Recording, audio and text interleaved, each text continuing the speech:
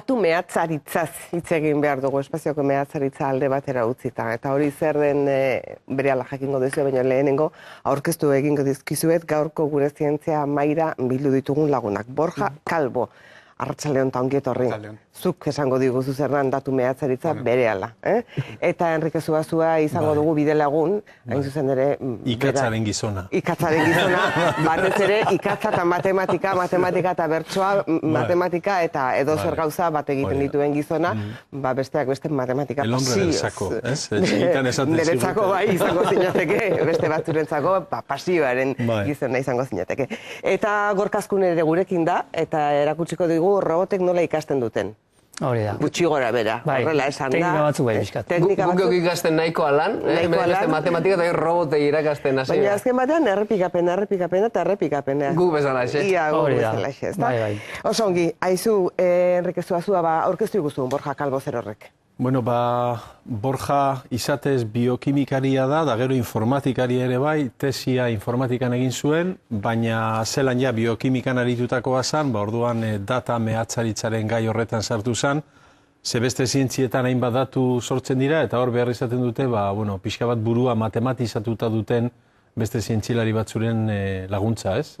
Eta ez da ikatzaren gizona ikusten zuen bezala, beraren mehatza izaten da ez ikatzan, ez da burdinan ere datuekin, zenbakiekin, eta hor dana txukun eta garbi, ez, Borja? Bai, hori da, nik uste dut, mila datu mehatzaritza hitza geroz eta gutxio entzuten da, baina niri gustatzen zait ze oso adierazgarria da, zentu horretan, ez? Ezkenean mehatzaritzan daukogu material asko eta hortik atatzen dugu zeozer oso baliagarria dena, eta datu mehatzaritzan berdin egiten dugu, ez? Datu asko ditugu, baina zetako behar ditugu datu hiek, ez? Azkenean behar duguna da ezagutza, zeozer, benetan baliagarria dena. Borja, era oso simple batean esateko da, gu internetera sartzen geranean, eta informazio pila bat aurkitzen dugunean kontu baten inguruan, eta zertaz fidatu edo zein da nona edo pixka bat aukerak eta hori egitea. Gure eguneroko arazoa, alegia? Buruko nekea edo preocupazioa? Bai, hor adibidez oso, asko garatzen ari die laguntzaile pertsonalak hain justu horretako, horren beste berri daude, horren beste gauza, ze irakurri behar du nik, azkenean, eta garatu aldia zentzu horretan sistemak ikaste dutenak, ze da guri interesatzen zaiguna. Ez ibiltzeko hain justu, hor gu bilatzen eskuz eta dana begiratzen. Orduan bai, nola baitu guk egiten duguna, baina automatikoki. Eta zein arlotan da hori baliagarria benetan? Guztietan, datuak dauden momentuan, eta datu horietan baldin badago guk jakin nahi dugunean erantzuna, aplikatu alda, aplikatzen da biologian, aplikatzen da robotekin aplikatzen da, noski, datuekin, aplikatzen da, enpresek erabiltzen dute beraien bezeroen publizidadea bideratzeko, esate bateako, Baina interesatzen zaiguna, aldakigu batzutan zer interesatzen zaigun? Asten garenean, ez da bila asten garenean, segun ze gaidan, kazetari hori asko gertatzen zaigu, ez da asten gara, ez dakigu. Eta zer da interesatzen zaiguna, ze agian, gaizki aukeratzen dugu interesatzen zaigun hori, eta nundago gakotxo hori eramango gaituna... Kasu hauetan izaten da gehien bat, normalean sistema hauek ikasten dute gure gustuak, eta nola, ematen dute berri bat, eta guk esaten dugu, hau ez du nahi, baztertzen dugu. Edo, interesatzen zaita irakurtzen dut. Orduan, hortik, hori datu guzti horiek akumulatu iten die, eta gero aztertuz, azkenean hortik ikasten dira, eta gero berri guztiak hartzen ditugu, eta irizpideen arabera bilatzen ditugu gehien interesatzen zaiguna. Horrelako sistema, azkenean asistente benetako laguntzaileen moduak dira, hasieran, gaituzte zautzen da, edo ze gauza emango dute, baina poliki juten dira ikasten. Eta zu Borja zuk ze egiten dezu, zure lana zein da, esakto? Zu mehatzaria zera, zu mehatzeko ingen nahi dia zera, zer egiten dezu mehatzean? Gipuzkoarra da. Gipuzkoarra da, gu bezala orduan. Bai, dan, Danok bezala. Bai. Bilbo hartuta daukagu. Bai. Zeiten dugu, azkenean datu analizia da berez, datu mehatzaritza zetu, azkenean datu mehatzaritzan kontzeptu hori da gehien bat volumenangatik, datu asko dielako, baina azkenean datu analizia da.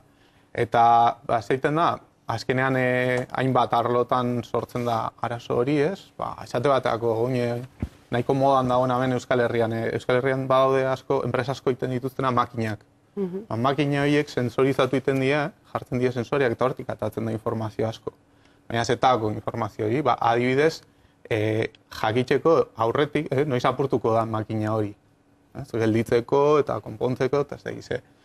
Adibidez, arazo hori baldin badaukagu, ez da egiten, enpresa batek ekoizten baldin baditu horrelako makinak behar du jendea, dakina datu horiek aztertzen eta prestatzen, gero horrelako sistemak garatzeko.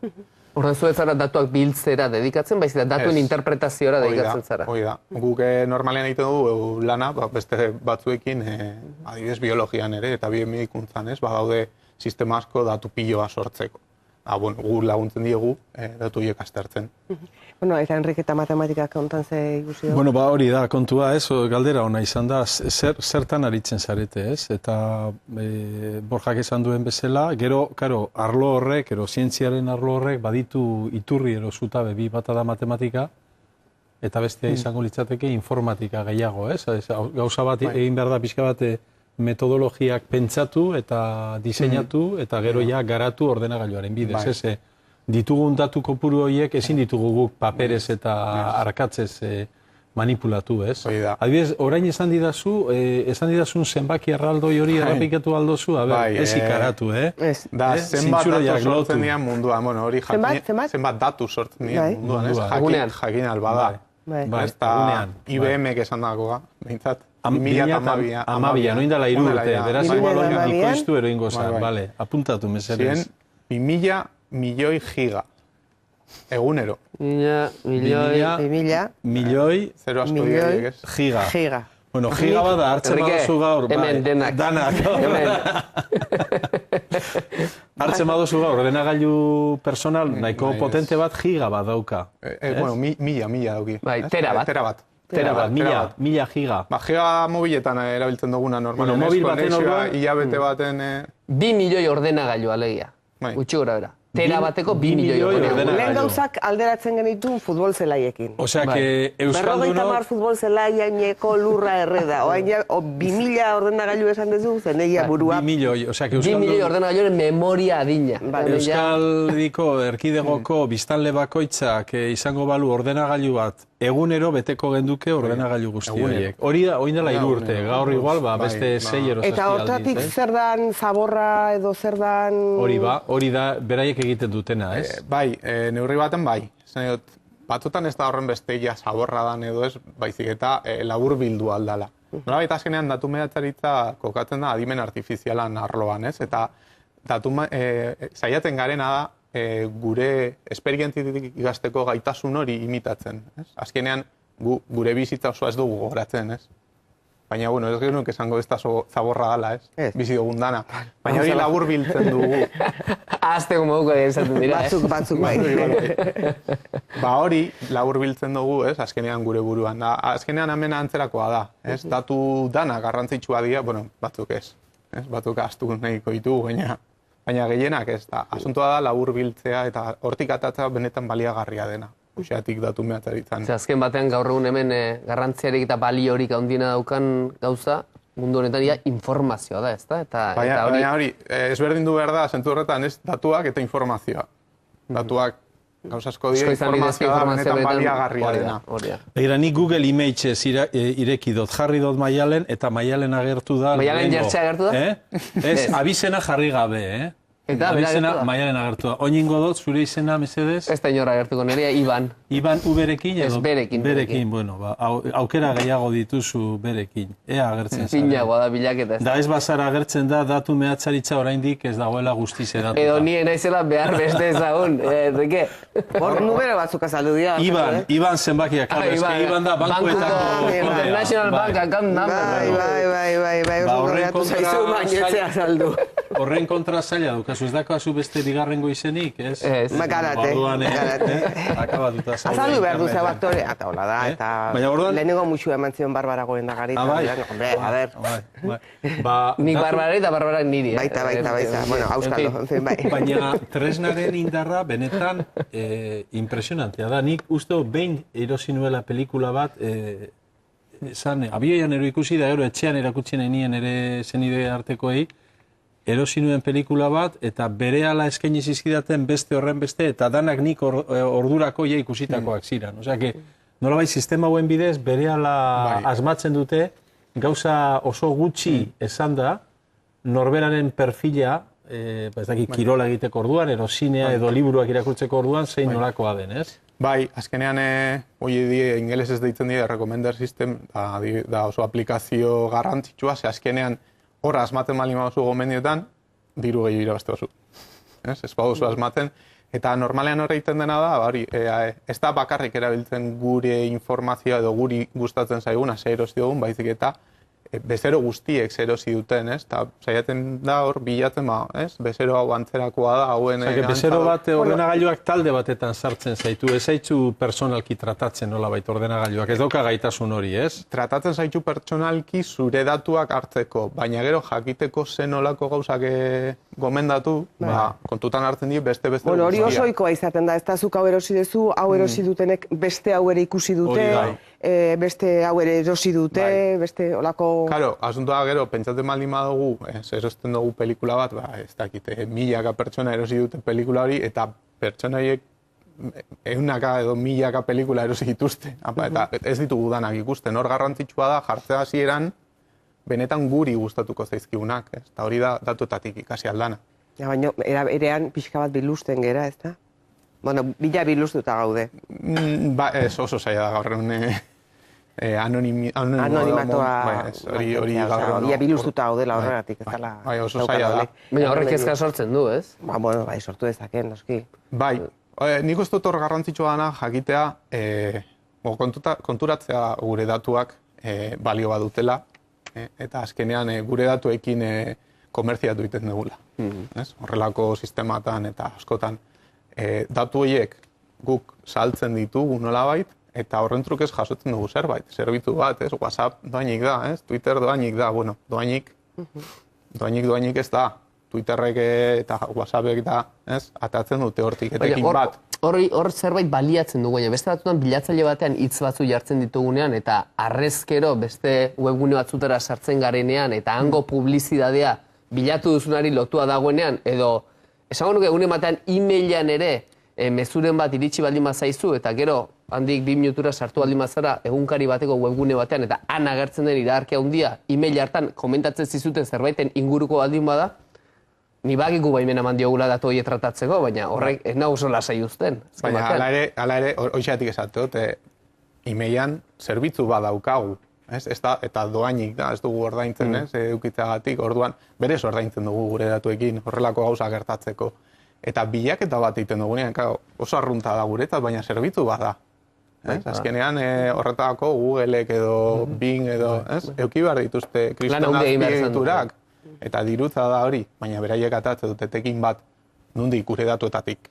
Eta azkenean jakimar dugu, izan ere, gero ez da ikusten die zerbitzuak nun ordaintzen duzu pribatutasuna mantentzeko. Osea, ez gertatzeko hori. Eta nahi bali mago, indezakegu, diruz ordaindu, edo datuekin ordaindu. Baina jakin behar dugu beti ordaindu behar dela. Beti ordaintzen dela, nola? Hori argi euki behar dugu. Beste kontu batzuk ere badira zuri, Enrique, Borjak kontatuta atentzio eman dizutenak ez, deep learning eta beste ondelako kontzeptu batzuk. Bai, ze arlo hori horren arine hasten ari da, ez, eta kontua da gizakia eta makinaren arteko interakzio horretan, ez, geroz eta, bueno, gero Gorka kontatuko diguna, ez, makinak geroz eta animali bezala gehiago konportatzen dira, eta guk hori, indar hori erabiltzen ari gara, beste arlo zientifiko batzuk jorratuz, tresna berriak sortzeko, ez? Hori da. Deep learning adibidez. Hori zer da, ikasketa sakona. Oso modan dago gainera, Google esker eta olako konpaini esker bat, izan ere... Hori zer da, gabaz eta lo egin gabe eta hor ikasten, ez? Bueno, hori guk egingo ganuke bai. Izan ere, hori izan behar nun, kontu hauetan aditun handiena esan nuke Facebooken dago. Facebookeko jefe bada. Kontua da, datu mehatzaritzan, datuak aztertzeko eta nolabait aztertzeko era adimentsu baten, erabiltzen die teknika batzuk, deitzen diena ingelesez machine learning, edo makinen ikasketa. Eta bertan, teknika asko daude. Eta bat, aspaldi, hauen dela 20 urte proposatu zen, zien sare neuronalak. Eta, azkenean, neuronatan inspiratuta, naiz eta ez izan berdina, gero askotan konfunditu iten die terminoak, neurona moduan, daukagu neurona artifizial modukoak, sarrerak daukate irteera konektatzen die eta horrela ikasten da.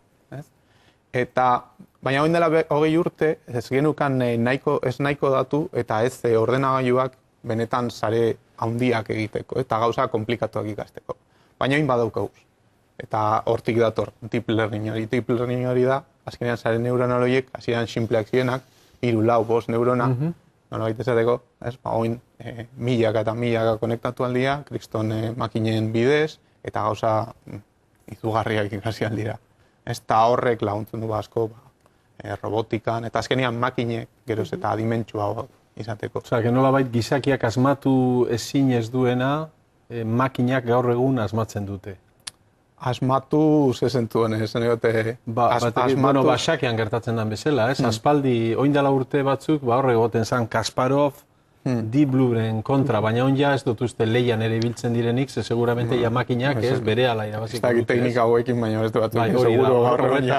Nolabait gainditu du makinak gizakiak zuen gutxienez denpora tarte labur batetan. Ez dakit igual epe luzera, igual gizakiak gehiago egin aldu, ez? Ze gure nolabait belaunaldiz, gure lana iraunkorra da. Makina batek ostera, 40 urtera bukatu egingo litzateke eta ez luke jarraitzeko kererik izango. Baina denbora laburrean gu gara galtzaile, ez? Ni bildurtzen hasi naiz pixkat. Bildurtzen. Jal 9.000 gertu dagoelako. Konprenditzen dut pixka reakzionarioa dela bildurtzea, ez? Nik daukat lagun bat Manchesterren, da oso divulgadorena, eta askotan txarlak emate ditu, eta dauko txarla bat, ingelesez dela, tituloa da, robotak ez datoz guak abatzera. Vale. Así que lasai. Tortillak egitera datozela uste. Tortillak egitera. Hori da, txakurra bezala, speedbullak, ez du ezer egiten, Gorkak kontatuko digun nola egiten duen tortilla robotak oso labur bildu duz eta oso simple esan da. Bai, robotak ikasi egiten dutelako, eta ikaste prozesu hori ekarri nahi dugulako. Bai, gainera zuk esaten zenuen, Enrique, Deep Blue horrek irabazten ziola, Gari Kasparovia xakean, AlphaGo programa bat ere bada, ez da oso ezaguna, erabiltzen duen jokoa inguruotan, baina Europako txapeldunari 5 aldiz jokatu eta 5 aldiz irabazi zion. Azkenean jokoa ikasi duelako makinak eta orain ez dela asko, orain beste erronka zuen munduko txapeldunaren aurka jokatzekoa. Eta hain zuzen deep learning tekniketan oinarritzen da, ez? Azken baten egiten duena da, bilaketa zuhaitza handi bat, ez? Soluzio kopuru danak behitzen ditu, baina deep learning teknikakin ikasi du soluzio horiek mozten eta honenak zein dien jakiten, ez?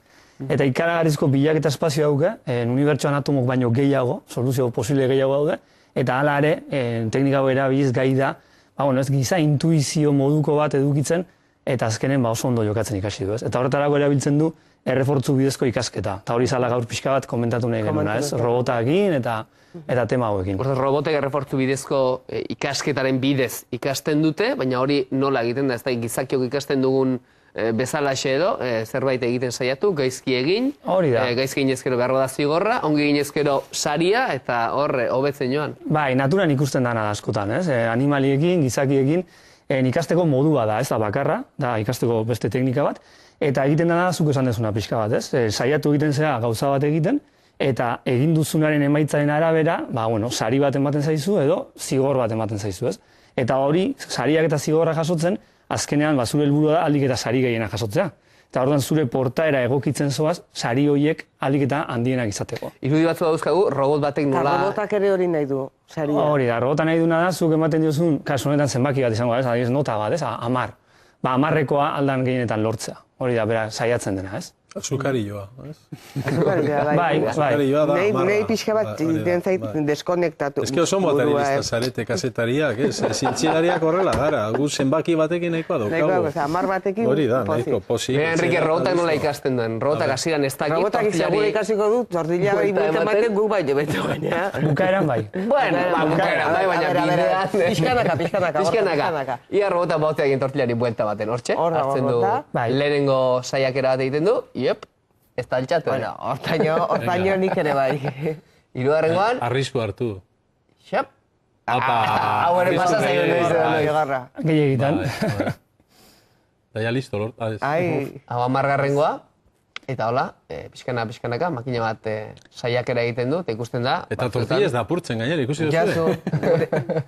Bai, hemen kontua azkenen, iaia ezinezkoa dela programa bat idaztea eskuz, mugimendu hau edanak egingo dituna baldintza danak kontuan hartuz, ez? Tortillaren posizioan, bere dinamika, besoak dauzkan askatasun graduak, hau da, egin ditzaken mugimendu danak. Hori da ezin da eskuz idatzi, ez? Arau batzukin eta programazio esango nuke betiko lenguaiekin, ezinezkoa da. Honu zer egiten da, robotak berak ikas dezala. Eta teknika hau erabiltzen dira, ez? Errefortzu bidezko ikasketa adibidez. Kasu honetan, ikusi duzu, lehenengo saiakeratan oso baldar dabil, baina jada ari gara ebaluatzen bere lana. Eta ebaluazio hori ematen diogu berari. Orduan bera, pixkanak egokitzen dijoa bere barruan dituen parametroak mugimendu egokiak sortzeko. Eta azkenean lortzen du, hori ere ikusiko dugu, nola lortzen duen. Azkenean, bi kontuak bat egiten dute puntu batean, horri batean. Hitz egiten izanen, ikusten Bai, duen. guztiz. Robota espadago ere erabiltzen da reinforcement learning ere ikasteko, ordenagailuak ikasteko beste gauza batzuk egiten ez diena fisikoak. Badago arrazoi bat horretarako, eta da Gorkak ikasi zuen Borjak lanean egiten duen fakultatean. Eta lehenengo matematika asko. Hori da, eta orduan Gorkak ikasi zuen Donostiako UPV-ko informatika fakultatean, eta orain Gorkak egiten du lan Deustoko informatika fakultatean. Hori da. Beraz, iturri beretik. Ikusiko dugu tortilla nola buelta ematen dion. Importantea da, Ikusteko, benetan, robotak ikasi egin duela. Ez du oso gora bidali, Baina 50 saiakeraren ondoren, ni paino hobeto egiten du. Tortilla ikusi aldo nik ez dut uste hori egia asko. Norbait, tortilla ekarri aldo zute, mesela? Hori kartulinazko, kartoi pusketa. Pizza itxura handia du horrek. Gure txoko tortilla erabat apurtu egiten da, eta lur guztia barriatzen du, esperientzia hau behin baina gehiagotan egindakoa baita. Ni nahiago nuke Gorka benetako tortillarekin ikustea. Deep learning hori zelan. Bai. Horrek beste zerbait mitxura du, baina egia dana da, robotak ikasi dula, eginaz ikasten dula, guk ikasten dugu bezala, ez da, eginaz. Eta beste adibide bat ere, bai, ez da? Bai, Borjak esan du bezala, ez da izan behar robot bat zerbait fisikoa, ez? Adibidez, hain zuzen, Deep Learningena komentatzen ari ginela, badago enpresa bat Google-ek erosizuna, DeepMind izena du, eta haiek erakutsi zeben nola aplikatu errefortzu bidezko ikasketa eta Deep Learninga joku ezberdinetan jokatzeko, ez? Bideo jokui buruz ari gara. Eta ez, danok ezagutzen dugu Super Mario Bros. Ni behintzat txikitan asko jolastuta. Eta hor bideo bat geneuken erakuste zuena nola ikasten duen makinak, ordenagailuak, zera jokatzen, ez? Hau ez da? Hau da, nola ikasi duen. Bai, hau da ikusteko berak zer dan ikusten duena, ez? Horrela ikasten du. Hori da. Horrela ikasten du. Bai. Eta Super Mario Brosen kontu hori, hainbat eta hainbat. Hemen hau da, esango nuke sare bat, neurona sare handi bat, jada ikasi duna jokatzen, ez? Errefortzu bidezko ikasketaren bitartez. Robotak daki jokatzen dutara. Ordenagailuak, bai. Ordenagailu honen dauzke, esango nuke, guk edukiko dituzke botoi guztiak hor eskubin ikusten diena, ez? Mando batek izango dituzkenak. Eta gero ezkerren ikuste du beherantza zer dan mundua, ez? Ikusten da daudela, laukitxo zuri batzuk direla, bera ibili leiken lekue, eta laukitxo beltzak dire bere etxaiek. Eta horren etxaioen aurka ez du jo behar, ez?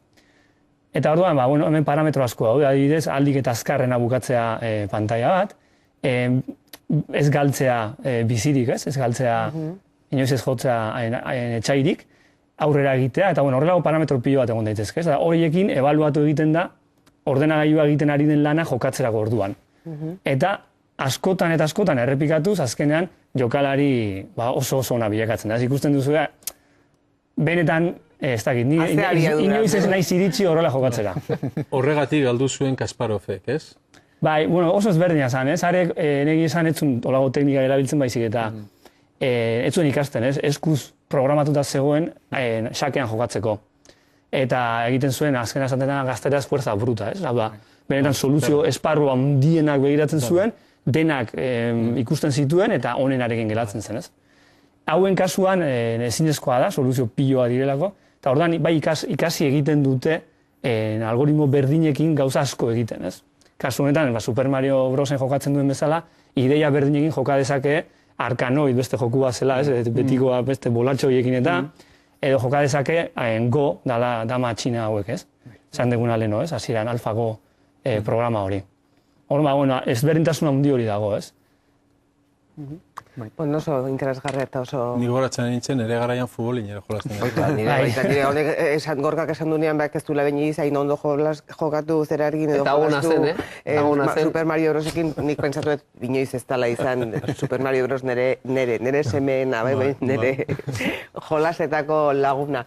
Gorka, mila esker gurekin izateagatik, etorren Ester, Borja Calvo, mila esker benetan plazarra handia izan da gurekin egotea, etorri nahi dezunean, Enrique etorriko da berriz, zukeren nahi dezunean etorri. Ibarren Alkondara ikusita. Ibarren Alkondara ikusita, eta nire espazio untzia ikusita. Bai, hori, begira, nego, zer da, Afrikako mapa, zer da hori? Hau, espazio untzi bat gizena. Gaur, espazio untziz mozorrotu naiz ni, eta gu Hawaiian noz edo, euskalo.